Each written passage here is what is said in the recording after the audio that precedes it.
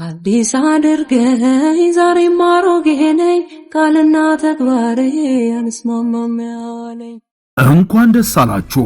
የመጀመሪያ ዙር የማስታወቂያ ዋጋ ከ30% ቅናሽ ጋር በመሃል ቡልጋሪያ አፍሪካ ህብረት ፊት ለፊት ለሽያጭ አቅርበናል። ከዚህ በፊት በዘርፉ ትልቅ ልምድ ያካበተው ሰመር ሪል ስቴት ቀድመው ለሚገዙ 20 ሰዎች ብቻ በተደረገው የ30% ቅናሽ በ8% ቅድመ ክፍያ ብቻ ማለትም ባለ 1 መኝታ በ500 ሺህ ብር፣ ባለ 2 መኝታ በ700 ሺህ ብር፣ ባለ 3 መኝታ በ900 ሺህ ብር እንዲሁም የንግድ ሱቆችን በ450 ሺህ ብር ቅድመ ክፍያ ብቻ በ50% የረጅም ጊዜ ባንክ ብድር አዘጋጅተንሎታል።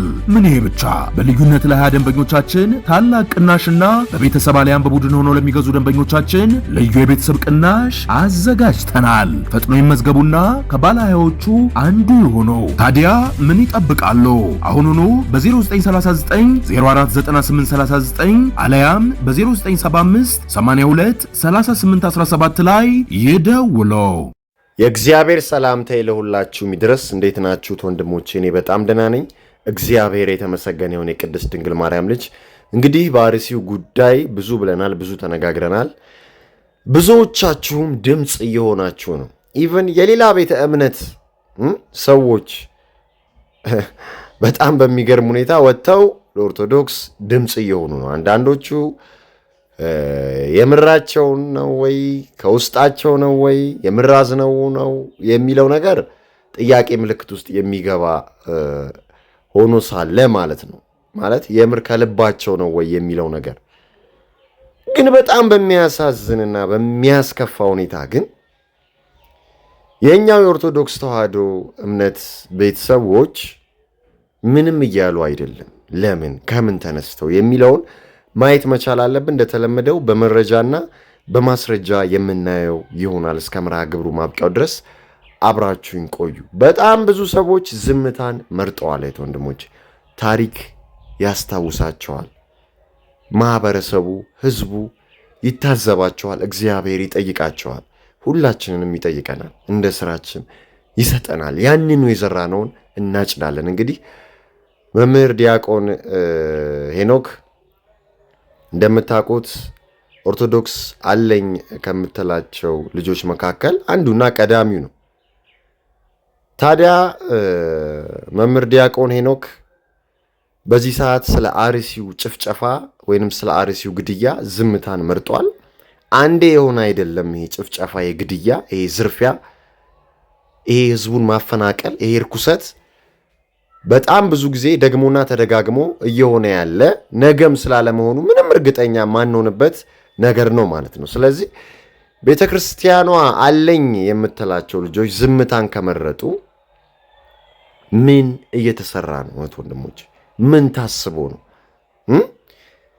በጣም ብዙ ሰው የሚከተላቸው፣ ብዙ ሰው የሚወዳቸው፣ ብዙ ሰው ስብከታቸውን የሚሰማላቸው፣ ብዙ ሰው እንዲህ ያለ መምህር አለን ብለው ደረታቸውን ነፍተው የሚናገሩላቸው መምህሮች ዝምታን መርጠዋል። እኛ ለተገፉት ድምፅ ነው ስንል ከአክብሮት ጋር ነው።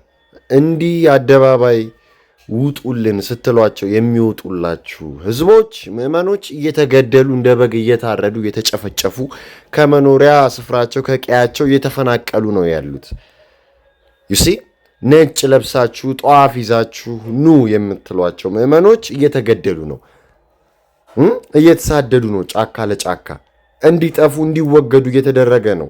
በአደገኛ ሴራ አሻጥር ኮንስፓይረሲ ማለት ነው።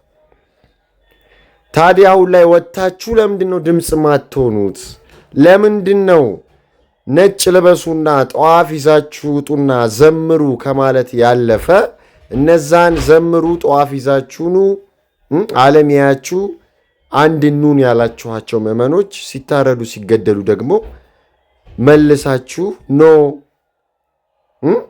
እንዲህ እየታረድንማ ሀገር እንዴት ትቀጥላለች? ኦርቶዶክስ እንዴት ትቀጥላለች?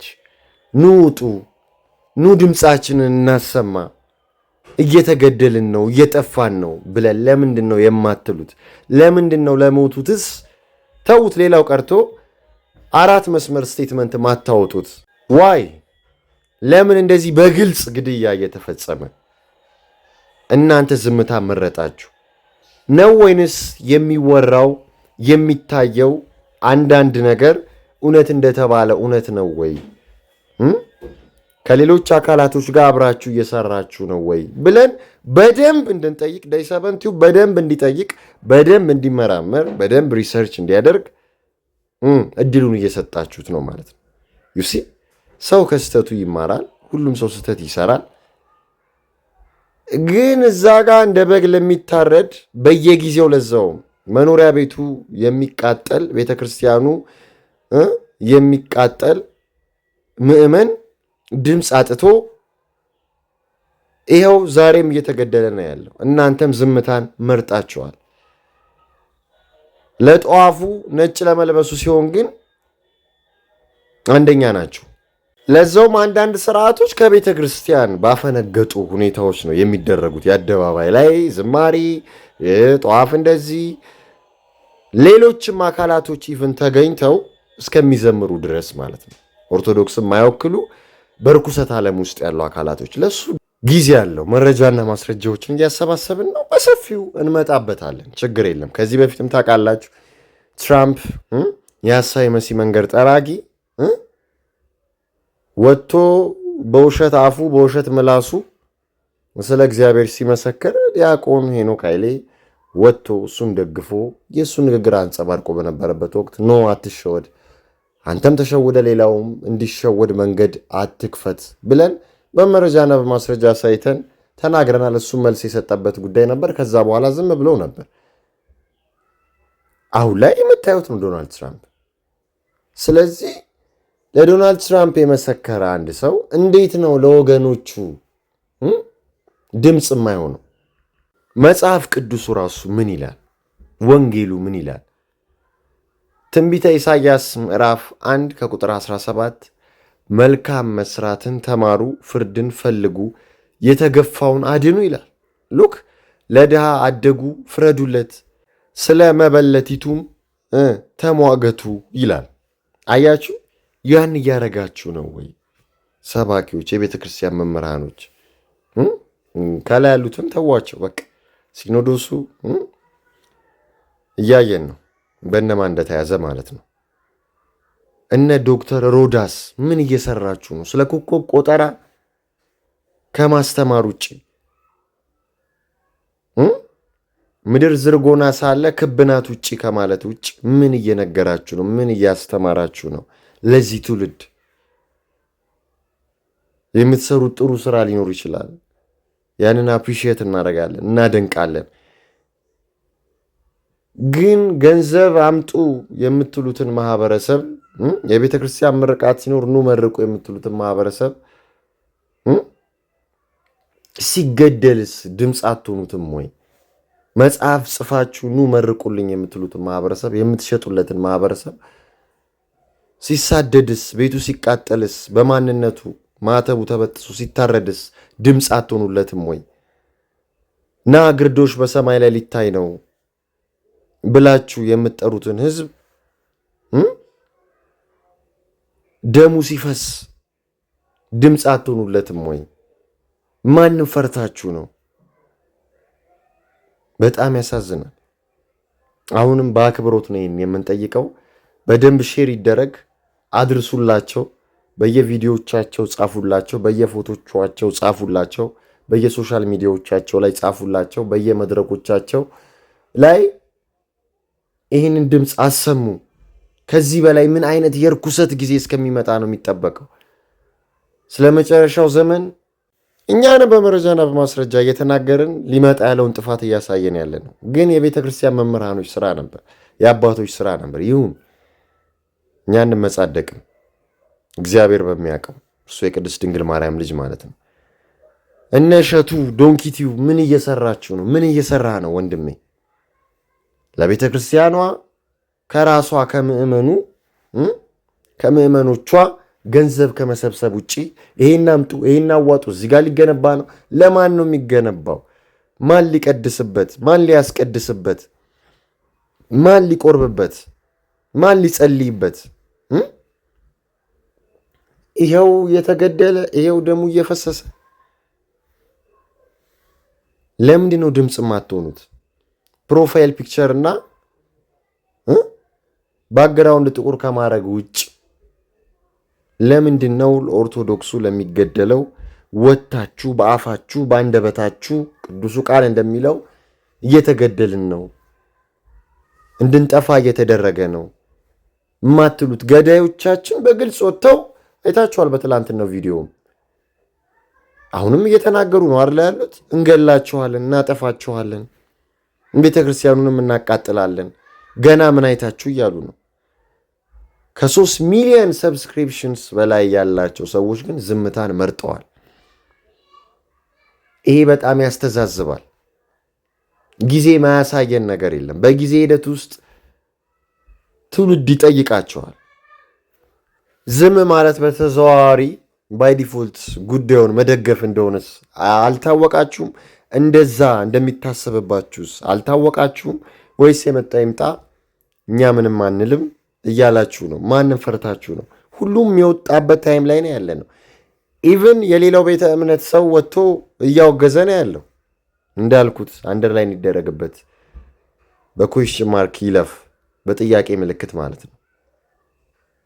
ከልባቸው ነው ወይስ አይደለም የሚለው እናውቀዋለን። ማ ከልቡ ማ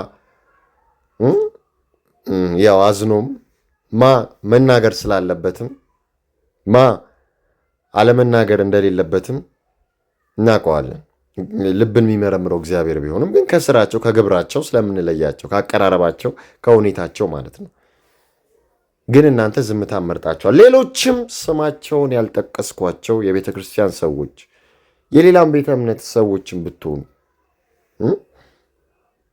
ቤተ ክርስቲያን ለሰርጓ ለድግሷ ጊዜ ብቻ ነው ወይ የምትገኙት? ወይም ምዕመኑን የምትጋብዙት ለገንዘብ ብቻ ነው ወይ ለጥቅም ብቻ ነው?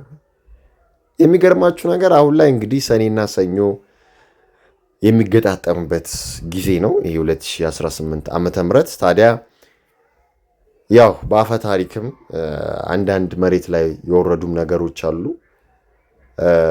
ረሃብ፣ በሽታ፣ ጦርነት እንደሚፈጠር ሰኔና ሰኞ ሲገጣጠም ማለት ነው። እዚህ ጋር እንደምታዩት ከዚህ በፊት በገጠመበት ወቅት ሰኔና ሰኞ ምን ምን አይነት ነገር ተፈጥሯል የሚለው በግልጽ ተቀምጧል ማለት ነውና ሰኔና ሰኞ ባይገጣጠምም የአርሲው ግድያ እንግዲህ ሁሌ ተገጣጥሞ እያየነው ነው። ሁሌ ተደጋግሞ እያየነው ነው። ደግሞ ፈርዘር ገፋ ሲል ሰኔና ሰኞ ሲገጣጠም ደግሞ ሀገራችን ወደ እርስ በርስ ጦርነት፣ በሽታም ሊሆን ይችላል፣ ረሃብም ሊሆን ይችላል፣ ክፋትም ርኩሰትም ሊሆን ይችላል ልታስተናግድ ትችላለች። አሁን ላይ ሰሜኑ ላይ እንግዲህ እንደምታዩት ነው። ከፍተኛ ውጥረት አለ። ስፒሪቹዋል ነው። በስፒሪቹዋል ቪዩት፣ በፖለቲካል ቪው ብቻ አትዩት። መፍትሄው ነግራቸዋለሁ። አንድ መሆን መደራጀት ነው። ሌላ ነገር አታወሩ። በዚህ ላይ ተወያዩ። ትኩረት ሰጥቼ አሁንም በዳይ 7 ቲዩብ ደጋግሜ እየመጣው ያለሁት ትልቅ ጉዳይ ስለሆነ ነው። ከምንሰራው ነገር ጋር የተያያዘ ስለሆነ ነው። ዶቱን ስገጣጥሙት ቢግ ፒክቸር ነው የሚሰጠው። ፐዝሉን ዶቱን ስገጣጥሙት ማለት ነው። ስለዚህ አንሞትም አትግደሉን ብላችሁ ተቃውሙ፣ ውጡ። እህት ወንድሞቼ፣ እኛም ማድረግ ያለብንን እናደርጋለን፣ እናግዛለን። ስንተጋገዝ የሚዲያ ባለቤቶች ያ ሲሆን ለውጥ ይመጣል። ነገም እንዳይደገም ዛሬ ላይ ነው መስራት ያለብን። እግዚአብሔር ደጉን ጊዜ መልካሙን ነገር ያምጣልን ለማለት ፈልጋለሁ።